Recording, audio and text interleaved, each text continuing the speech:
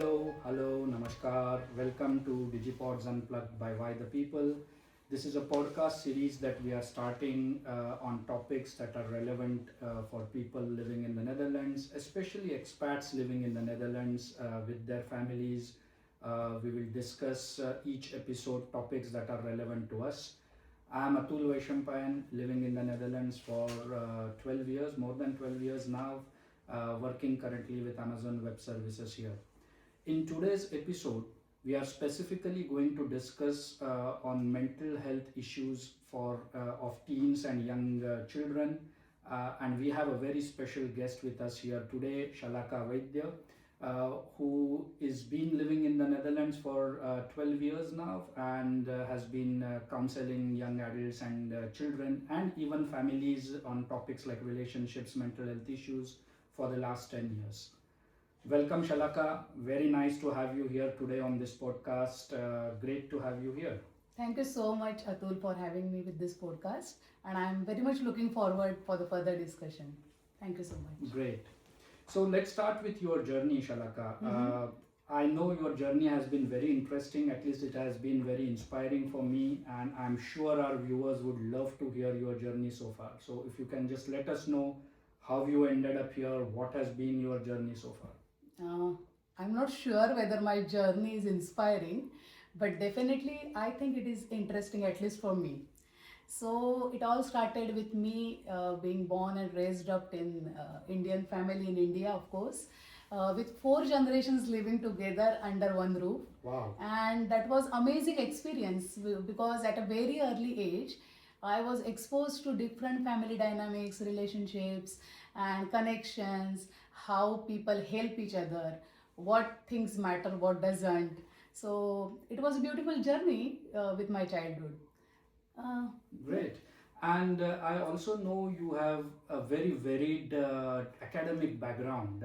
So you have been, you have studied a lot. How did you end up being a counselor? Yeah, that's very interesting because I did my bachelor's basically in political science. Oh, all right. And then I studied law to become an advocate in India. Then I switched to human resource management, and finally I completed my master's in social work. So while doing my master's in social work, I specialized in counseling. Okay. And that made me think about to help people in different ways. So I think that's how when I came here 12 years ago, that reminded me that people away from their homes need so much of help here that I can help, I can provide support and build a community where people can help each other to grow better. Oh, great. So from political science to law to social work to counseling, it's really a very varied journey and interesting as well. So let's begin with the big picture, right? So what do you think are the psychological problems or mental health issues today with young adults and children? And is there a difference between, let's say, children in the age group of 7, 8 to 12 and children above the age of, let's say, 13, 14? Is there a difference or are they similar problems? Oh, Atul, that's a very beautiful question because I think I come across all these age groups mainly because I work with small children in the school. At the same time, I'm also doing counseling with families who are having young children, also teenagers and young adults. So I would like to answer this question in 2 parts. So children are affected before and after pandemic differently. So now what I see basically is more rising anxiety, also depression all over the globe. Then they are having attention difficulties, very less attention span, like not more than 30 seconds or 1 minute children can focus nowadays. Other than that, children, not only 12 or 13, but up to young adults, they are comparing themselves because of social media across the globe. Right. So that creates another type of pressure on them. And I think social reintegration has become very, very difficult, I think, because they were living like islands in those COVID days. They were studying from home and there is no teamwork present at that time. So I think it's becoming more like islands and it is becoming difficult to work in a team nowadays. Other than that, I think for some children or expat families, I think there is a sense of rootlessness among children, also among parents, and lack of mutual respect. Because children nowadays, I think they know a lot, but they don't know how to handle the information. Right. And I think parents are also facing the same issues. Right.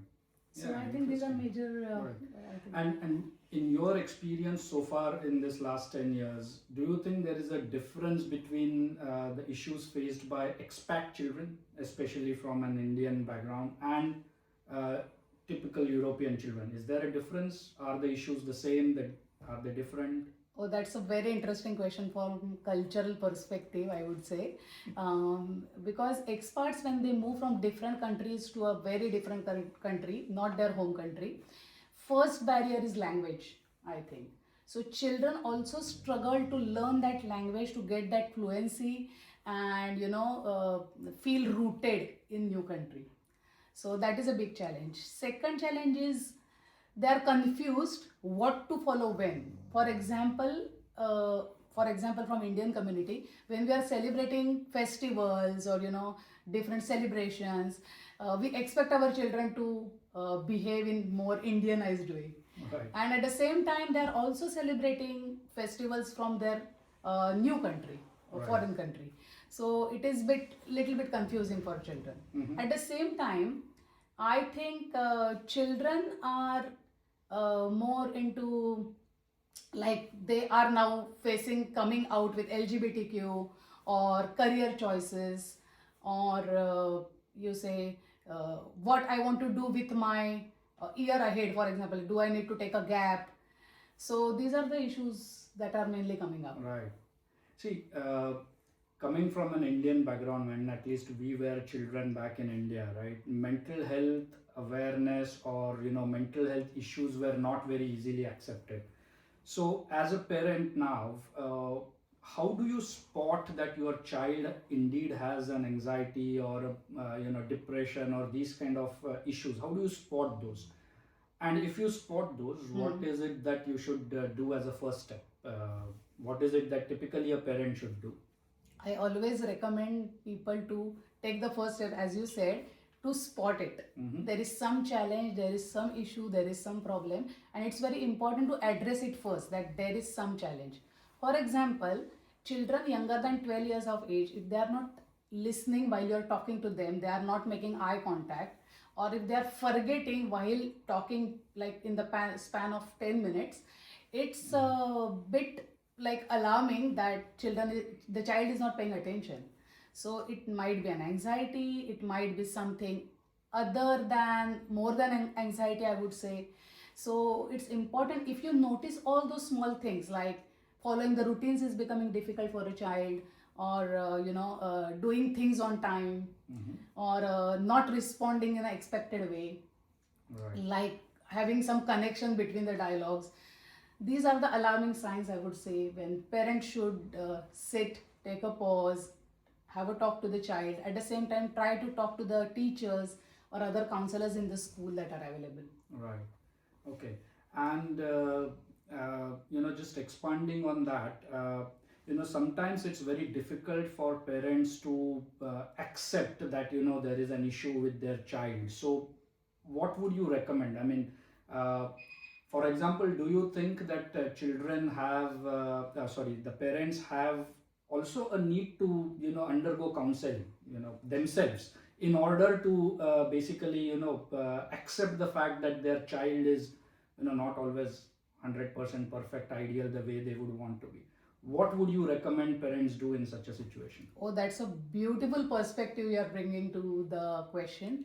Definitely, I would recommend that parents first should think, don't take the blame or guilt on yourself that, oh, my child can't be with ADHD, can't be with autism, can't be with LGBTQ. Don't take the blame or don't feel the guilt, I would say. It is an individual, and the individual is in trouble. So think like, how can I help my child as a person? First thing. Definitely there are experts working in this field, like I am working for some of the expert communities. There are many more experts are working in this field. You can always approach them, seek help as a family, as a parent, and of course for your child. So yeah. Right. And earlier you mentioned that you should pause and reflect if you feel that your child is undergoing anxiety, depression, these kind of things. And you try to communicate with the child. But what if the child just doesn't respond? Because many times, they are so much engrossed into their phones nowadays, most of the times, watching Instagram reels or whatever, TikTok videos. What if the child doesn't respond? What do you do in such a situation? How do you ensure you get their attention and you communicate with them? I think it's very important to start early. Mm-hmm. I will say if the child is around 5 or 6 years of age, start the routines, make it a part of your routine to have a dialogue every single day, at least on a dining table. Okay. And one thing I always recommend to my clients that gadgets off the dining table. So that time should be always be like discussing about your day. Even parents can share their journey of the day with the children, like what happened in the office, what problems did they face. Age appropriate discussion is always recommended. Right. So that's the first thing parents can do. Second thing is, if the conversation is honest and transparent, it will help in the longer run. Mm-hmm. Child will come to you with from smaller problems to bigger problems, like across their ages. So I think that's very important. That's interesting, yeah. And just I was just thinking about what you answered, what you shared. How can, as a parent, a person, mother and father, be more supportive of the child rather than coming across as being very intrusive? Meaning that you are trying to ask too much detailed questions, because at least in my experience, I know children don't like parents asking too many detailed questions about what they do in school, in university, where do they hang out with their parents, with their friends, etc. So how can parents manage that at the same time being supportive but without being too much intrusive? Yeah, that's a good perspective. I think if you start from the early age with open and transparent conversations, that will lead to more building trust. That child will come to you with the issues. But I know, in a fun way, I say it's my theory that gadgets never say no to you. So children can't take no from anyone nowadays. Because when you are on iPad or phone or computer, they are doing what they want to do. And gadgets never say no, don't play game now. So they apply the same theory, same aspect to human relationships. Right. And I think that's how it gets more complicated with people, because they can't take no from people either. So that makes it more complicated. But yeah, I think if you go for a walk, for example, and if you ask the child, oh, how was your day? And if the child is telling you something that is related to their life at school or a play date, or something at the sports club, do listen. Make sure that child feels supported, not asked.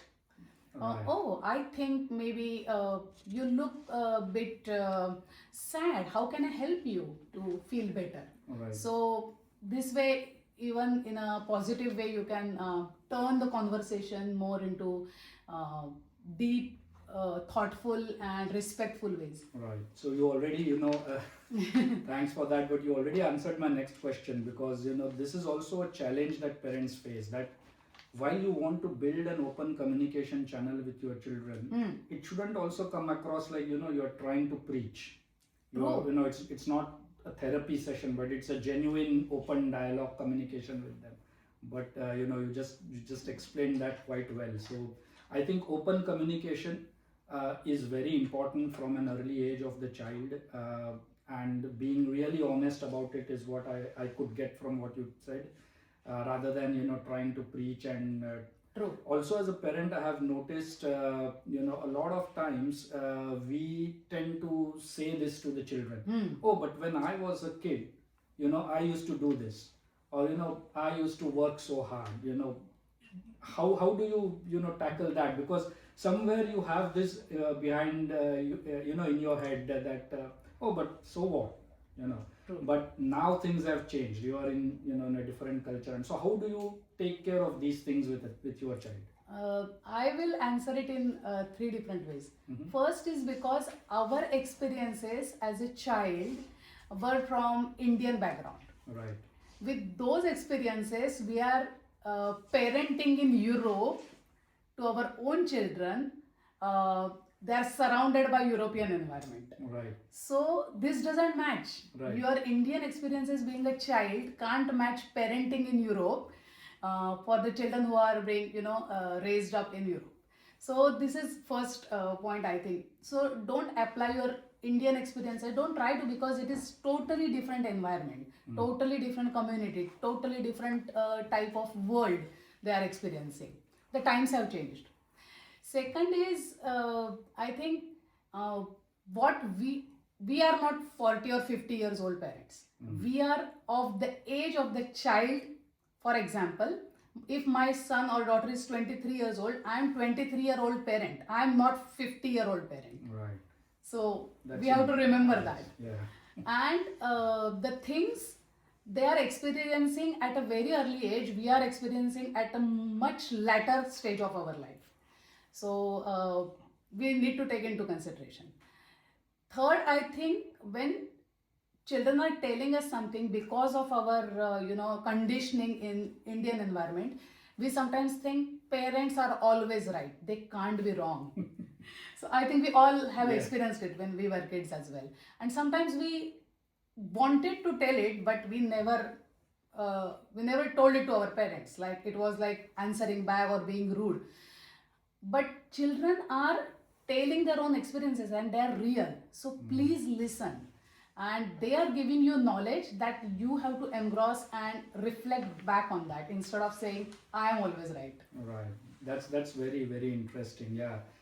You tend to always look back and say, but I never said this. I never even had the courage to say this That's back true. to my parents, right? But kids today, of course, they are more independent, they are more informed, than we were, and I think they just, they just answer back, or that's what at least parents feel they are answering back. Yeah. Well, they don't feel they are answering back. They are communicating. They are communicating. But we just take it as if, they are answering back. That was very insightful, Shalaka. Thank you so much. And just to make this more relevant for our viewers, what we will also do is we have Tanvi here with us. Tanvi is doing her master's now in international development. She just finished her graduation from University of Amsterdam. She did an internship. And what will make this relevant is because she is a young adult. She spent the last 12 years in the Netherlands, before that in Belgium and UK. So she can actually, probably drive this conversation more from children and young adults' perspective. So that's why we thought it will be great to have her also converse with you. Oh, of course, I would love to have her. Great. Of course, great. Hi Shalaka, Hi. how are you doing? I'm doing good, thank you. How are you? Good, good. I was hearing the conversation before and it sounded very insightful. And as my dad mentioned, I'm bringing sort of the Gen Z perspective, the younger perspective as a counter act. And my first question to you would be that we see a lot of parents have this sort of struggle to understand when their child sets boundaries to manage stress or to manage their own privacy when they don't want to share certain things. And I wanted to ask you, why is it that parents struggle with that a lot? Oh, that's a very good question, because I also faced the same as a parent, and it was very tricky for me, to be honest, to understand the concept of boundaries even. So let's talk about it. Yeah. The thing is, because most of the parents who are experts, of course, are grown in their own country, for example, India, if we are talking about Indian families.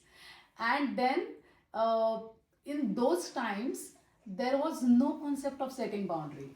The only rule that we learned was if somebody elderly is telling to us to do something, we have to do it. No questions asked. Yeah.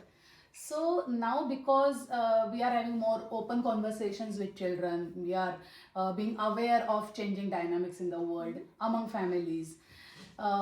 we understand, but it sometimes becomes difficult to apply this theory into practice, I think. Yeah. So parents, I think they do understand that you need your autonomy, you are checking your identity, you are checking your freedom, but at the same time it's very difficult for them to just give it away. So maybe it is a clash between being a parent, having that control over a child, and being worried and giving it away. So I think there is a little bit of clash. That's why I think most of the parents, they struggle to know the boundaries. Okay, interesting answer. I definitely agree. And kind of going on following that, I would want to touch upon, and I think you already talked about this as well, the LGBTQ community, which I think is a very important topic. And I know that a lot of Indian kids especially struggle to come out to their parents if they are part of the LGBTQ plus community. So I guess my question would be, how can parents support their child when they want to come and talk about this topic with them, or come out to them that they are part of this community? Very interesting question, Tanvi, because I mentioned it earlier in the same conversation, that when a child is coming to you with something in the name of the friend, most of the time children are trying to tell about themselves. It's their story, they are telling it to the parents. So I think it's important that parents need to listen, sit, and instead of reacting, start responding. That's my request to the parents, because it's very, very important to understand where the child is coming from. First thing, whether it is about their career choice, whether it is about relationship, whether it is about coming out, about their sexuality. First listen and don't react, just respond, have patience, and ask. If the child is around 12, 13, 14 years old, ask, okay, if it is about your friend, why do you think that friend is feeling so? And the child will try to tell you the reasons that he or she might have thought about themselves. Yeah. So this leads to a better conversation instead of saying, oh, this is abnormal, this is unnatural. So give it a way to vent out. Understand, pause, reflect instead of, and repeat. If I understand it correctly, you are saying, so repeat what the child is saying. That makes it more, more open, more trustworthy. I think that's the key. Okay, yeah, that's a very good answer. I think a lot of tips in there to support parents when their child comes to them talking about, being part of the community. And I think a good sort of last question to end this all is on, we see that, a lot of parents or Indian families have these sort of norms and rules they have to follow when it comes to lifestyles. Career choices, relationships, etc. And we see that happen a lot, where they say, you have to go into a certain career, such as engineering, or you have to become a doctor, you can't do anything else. What can parents do when their child expresses that they don't want to do what they would consider the norm and they want to defer from that? Here I would like to mention about one book I read long time ago. The book is called For Here or To Go. So the writer is Aparna Velankar, and this book talks about 3 generations living in US who migrated from India. So now it was very interesting to see the same type of perspective when we are living as parents here, that parents expect their children to be Indian from inside and Western from outside. But in the process, we forget that children are children, they are not machines.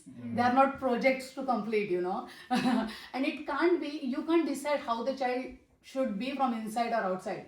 They are working like, what they like, they will proceed with, or they will leave certain things they don't like. Yeah. So definitely that's the first thing that came to my mind when you just asked the question. Second thing is, I remember one of the experience when parents, they came to me for their daughter, and they said she is making a wrong choice about the relationship because she's saying that she is into same-sex relationship, that she is lesbian, and parents got offended.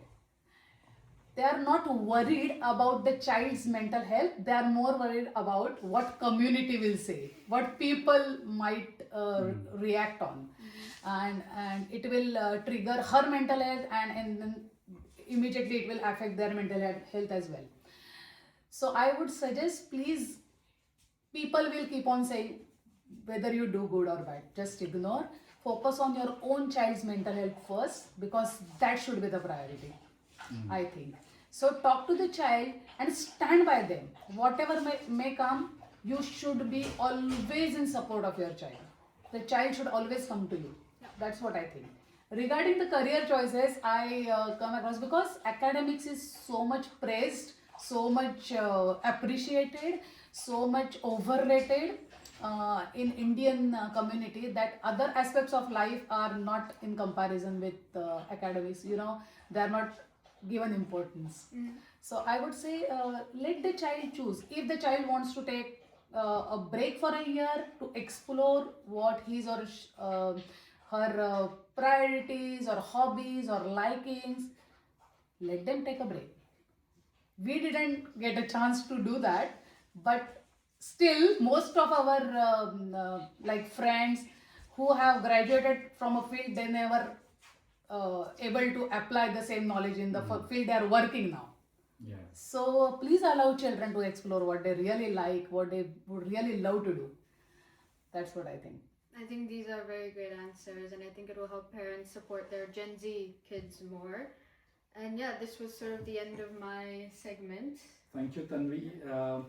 Last point, Shalaka, is what is one piece of advice, which is probably, you have given a lot of information, lot of insights today, but that one piece of advice that you would like to give to parents who still have, kids in the age group of, let's say, 7, 8 till 15. What is it, that one important thing that they should do? Once I was listening to the podcast regarding traffic, and that one statement stayed with me. As a counselor, as a person, and as a parent, I will state the same statement. You can call it a quote maybe, that if the road is bumpy or it is smooth, you always have to drive safely. So that I will say is right. Interesting. Yeah. Thank you so much, Shalaka. We would like to end this with something, fun. With a few rapid fire questions for you. Okay. Right? So let me begin first. Which country do you think in Europe is the best so far as mental health is concerned? Mental health for children, you will be surprised that Netherlands is the number 1 country regarding child mental health. Okay. So yeah. Oh, interesting. What is it? What is that one movie that you would recommend that parents should watch together with their children on something like this? I don't know whether it is related to counseling or those issues, but I would recommend Zindagi Na Milegi Dobara should be watched together, because everyone has one life. Right. And how can teens and young adults build up communication with their parents? Because and some background behind the question is because the advice is always for the parents, right? That parents should do this, parents should watch out, they should communicate more. But what is it that you would advise the children also to do in terms of being open with their communication? I think trust your parents first thing. They are not aliens. They are your parents. They raised you. They know you, and they are the one who are going to support you all your life. So trust them.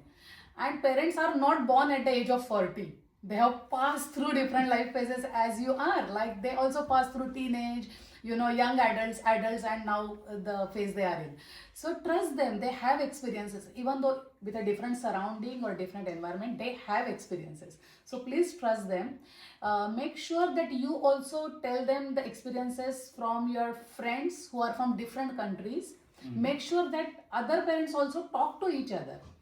I would like to mention one example here. Sure. For example, when we were talking about relationships nowadays, I was mentioning about another friend of mine who is also from India. She was saying, "Oh, my daughter is now on some dating apps, and this is not safe, and I'm worried. And what about the consent and this and that?" And when I was discussing this with one of my European friend, she said, "You know what? I insist my daughter to go on dating app. She still is not having any boyfriend. So she should explore. This is the right age to explore all those things. So this is a vast difference, I think. So I think as we talk to each other as parent and child, it's also important to talk to people from other communities and understand their experiences, because some of the other parents are also from other countries and they are living in Europe now. So it will be a great experience to exchange and have a dialogue about these issues. Right. If you have to have one phrase to replace, are you sad? What is it that you will replace it with? I will say, how can I make you feel better? Okay. Interesting. What food item would you recommend to calm anxiety and for people to just basically become calmer? Any food that is made together. Oh, interesting. Okay. So you mean cook together? Cook together. All right. Yeah, good. Uh, yeah, that's it. I think thank you so much, Shalaka, for being here. Lastly, how did you come across Why the People? Oh, I would love to mention about it because I know Amit for many years now. Amit Kashikar. Amit Kashikar, and then he's a good friend of mine. So when he mentioned that he's going to start an organization, Why the People, and it's like building the bridge between Indian community and Dutch community here. So that made me think, oh, that's a beautiful way of giving back to the society and also helping our own community who is living here. Right. That's how I got connected. All right. Interesting. And you also run your own counseling, right? Yes, that's Best right. Buddy. Yeah. You want to say something about Yeah, I have my own company called Best Buddy Counseling, and I'm working with like teenagers, young adults, families, and couples from all different life phases. And I work with people who are having anxiety, coming out issues, parenting issues. At the same time, loneliness, especially now because it is increasing, and anything that is challenging for a person to live in a different country. Great. I'm always there to help. Great. And I'm sure there will be parents who would want to meet you through Best Buddy Counseling. Before we wrap up, Shalaka, any experiences that you think are important for you to share so that parents become more aware? Of course, I understand that in this whole mental health thing, in your counseling, privacy is very important. So if you're not comfortable, fair enough. But if not, if you are okay to share some experience which you think will be relevant, I'm sure the viewers, the audience will want to hear that. They'll like it. I would like to mention one incident that stayed with me. This young adult is from basically India. He came here as a student, and then as soon as he graduated, he started working. He was a gay person. So then parents from India, they started making him calls every now and then. Oh, we are looking for a girl now and get married. And he kept on, diverting it to something else. And one time he, as I mentioned earlier, he tried to mention it in his friend's name, and immediately the reaction he got, he was so surprised to see that his parents got very annoyed, very angry, frustrated, and they said it is unnatural, abnormal. And then this man tried to commit a suicide. So this was very, very alarming. This was very, very dangerous. And luckily, or I would say with God's grace, he came to me. I supported him in the best ways I could. I had a talk with him. I tried to talk to his parents in India. I said, sexuality is a very, very private choice, and it doesn't matter how the person is. It doesn't really affect. So please do not force your child to make those choices because you don't find them natural or normal, or please let the child decide it. And he's not a child even. So Right. Yeah. that that's stayed with me yeah. for a long time. Yeah, interesting and very, very useful as well. Thank you so much, Shalaka, for being here, for sharing all your insights. I'm sure our viewers, our audience is going to like this and find this very useful. Yeah. So thank you very much. To our viewers, thank you so much for tuning in and listening to this podcast. We'll be bringing more and more episodes in the future on similar topics which are relevant for you here. Please do like this video, share this video, and subscribe to the channel, and stay tuned. Thank you very much. As a next step, maybe if you have any questions that you may want to ask Shalaka, please feel free to write your questions in the comment section. If we have some good number of questions, maybe we will have a follow-on episode, and Shalaka, you will be gracious enough to come back again and do another episode with us. Why not? Great. Thank you so much for being here. Thank you very much. Goodbye. Have a nice day. Bye. Thank you so much for having me.